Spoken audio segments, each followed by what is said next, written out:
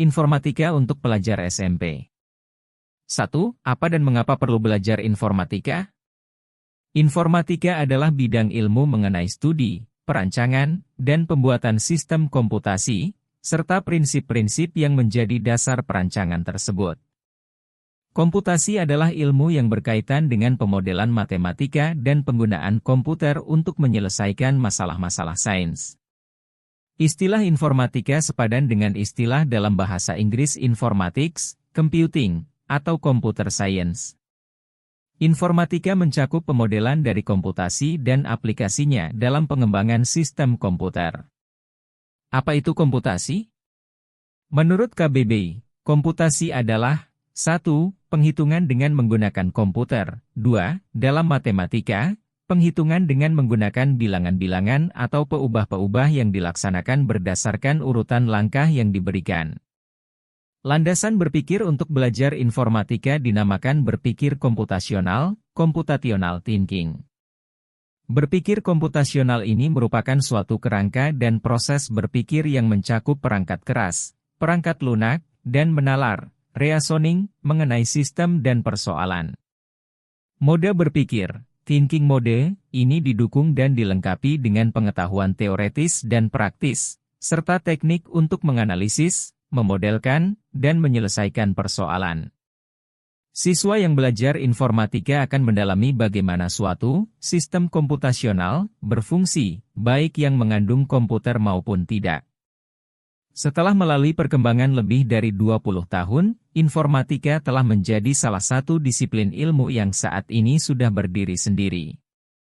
Informatika dapat dipandang sebagai sebuah cabang ilmu yang tersendiri karena membawa seseorang ke suatu cara berpikir yang unik dan berbeda dari bidang ilmu lainnya. Computational thinking sudah tahan lama, ide dan konsepnya sudah berusia 20 tahun atau lebih, dan masih terpakai sampai sekarang. Dan setiap prinsip inti dapat diajarkan tanpa bergantung pada teknologi tertentu.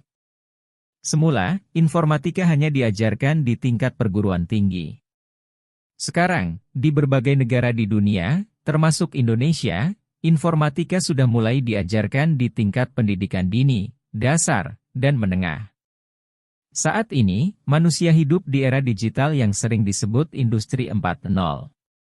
Dalam Industri 4.0, banyak hal dilakukan oleh manusia dengan memanfaatkan mesin cerdas berbasis komputer dan internet. Masyarakat sekarang ini disebut Masyarakat 5.0, Society 5.0, karena hidup di dunia fisik sekaligus di dunia siber, maya, saat melakukan kegiatan daring, dalam jaringan. Banyak kegiatan dilakukan manusia secara fisik maupun secara daring dengan pemanfaatan teknologi komputer dan internet. Kalian tentu bisa mengingat pengalaman kegiatan kalian yang didukung teknologi komputer dan internet, mulai dari berkomunikasi dengan media sosial, bermain game online, memesan makanan, memesan transportasi, mendaftar sekolah, belajar secara daring, dan sebagainya. Dunia yang seperti ini menjadi makin cepat berubah, banyak hal menjadi tidak pasti, persoalan yang dihadapi manusia makin rumit, dan beragam cara untuk melakukan hal yang sama. Sebagai contoh, dulu orang harus pergi ke toko atau ke pasar untuk berbelanja. Penjual juga harus mempunyai bangunan kios atau toko. Pemilik toko mempekerjakan pegawai untuk mengurus gudang, menjadi kasir, dan menangani berbagai pekerjaan lain. Pembeli juga harus membawa uang tunai untuk membayar. Sekarang, orang bisa berbelanja dari rumah, tidak harus pergi kemana-mana walaupun tidak ada penjual keliling yang datang. Penjual juga bisa berjualan dari rumah tanpa perlu memiliki bangunan kios atau toko. Pembeli tidak harus mengambil uang di bank untuk membayar barang yang dibelinya karena bisa membayar dengan menggunakan uang digital. Contoh lain juga bisa kita temukan atau kita alami sendiri.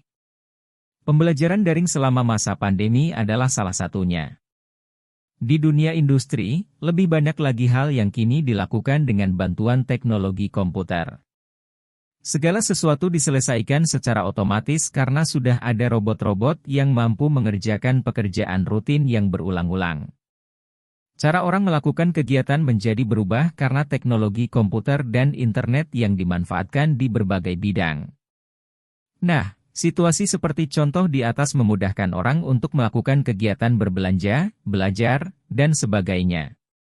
Namun, coba pikirkan, bagaimana nasib para pekerja yang semula bekerja sebagai kasir, pegawai gudang, pegawai yang melakukan pengepakan barang di pabrik, teller di bank, dan sebagainya.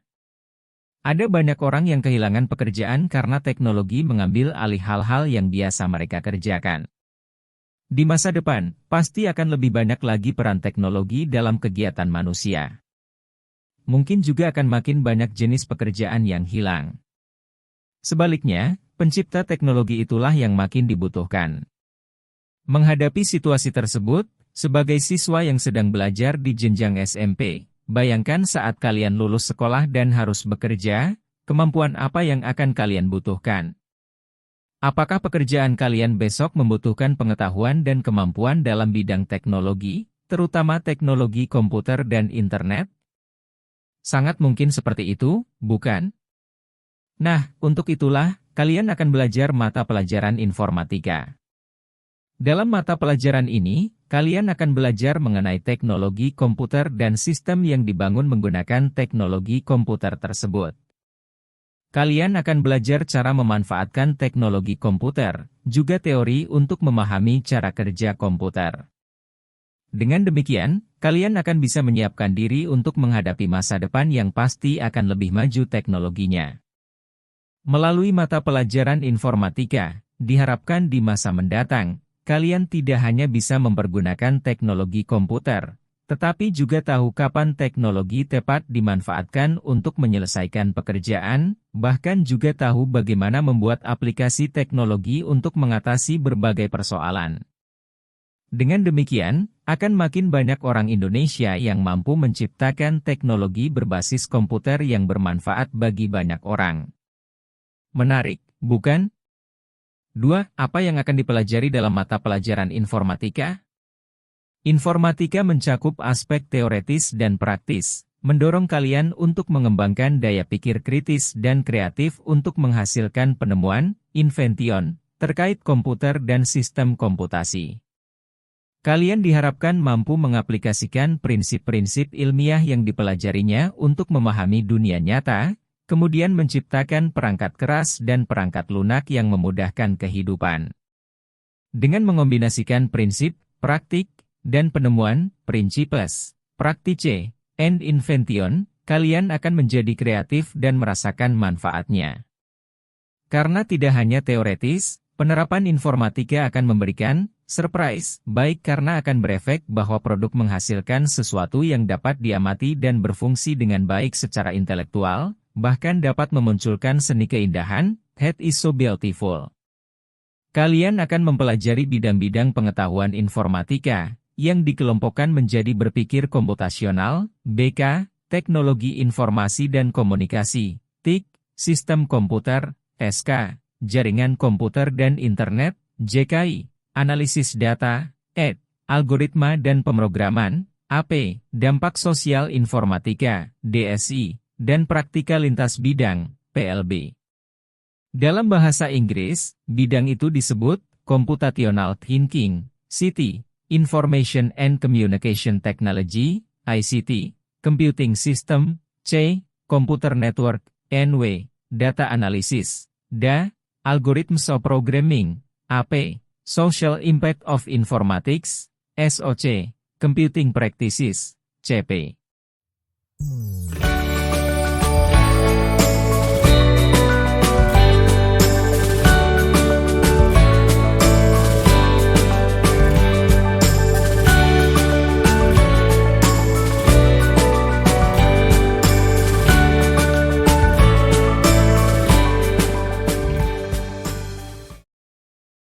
Apa yang dipelajari di kelas 7? Agar kalian bisa menyiapkan diri menghadapi masa depan dengan kemampuan yang mencukupi, dalam mata pelajaran informatika ini, kalian akan belajar hal-hal berikut ini.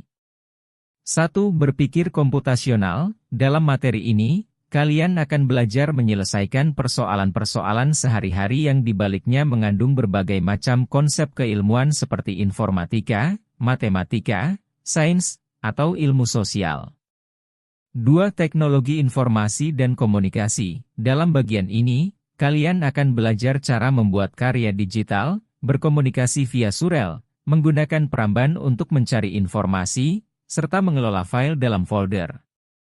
3. Sistem komputer. Dalam materi ini, kalian akan belajar mengenai definisi komputer, komputasi dan sistem komputasi, bagian-bagian utama komputer dan fungsinya, interaksi perangkat keras dan perangkat lunak dengan piranti lain yang terhubung.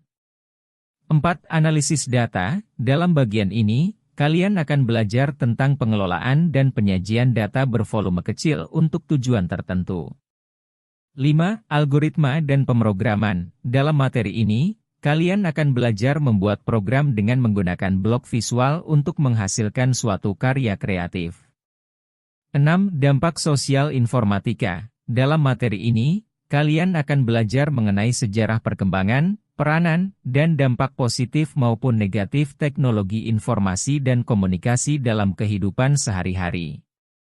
7. Praktika lintas bidang. Selain mempelajari materi-materi di atas, kalian juga akan belajar bekerja sama dengan teman-teman kalian untuk membuat karya dan mencoba menyelesaikan masalah menggunakan pengetahuan yang kalian dapatkan di atas. B. Apa harapan para guru? Di akhir kelas 7 nantinya, para guru berharap kalian akan mampu melakukan beberapa hal berikut ini.